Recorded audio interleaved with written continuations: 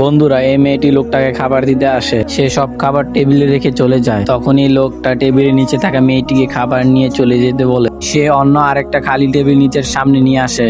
সে তখনই ম্যানেজারকে ডাক দিয়ে বলে, আমার টেবিলের খাবার কোথায়?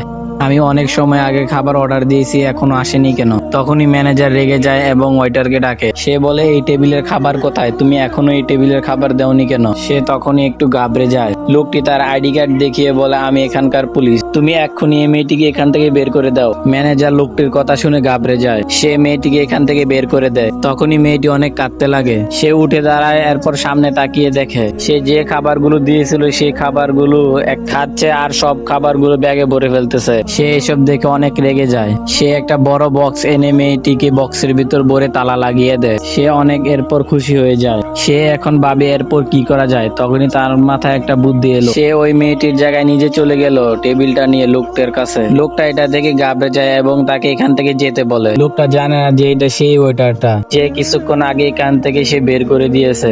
তখনই মেয়েটা টেবিলের নিচ থেকে বেরিয়ে আসে। সে অনেক জোরে হাসতে শুরু করে। এসব দেখে ম্যানেজারও বুঝে যায় যে এই লোকটা চিটার। এতে সে অনেক ঘাবড়ে যায়। তাদের রেস্টুরেন্টকে 5 স্টার দিয়ে সোশ্যাল মিডিয়ায় একটি পোস্ট করে। সে সবাইকে বলে এই রেস্টুরেন্ট অনেক ভালো। তখনই ম্যানেজার মেয়েটির কাজে অনেক খুশি হয়, তাকে একটা স্বর্ণের ব্যাজ উপহার দেয়। তারপর ম্যানেজার এই লোকটিকে রেস্টুরেন্ট থেকে বের করে দেয়।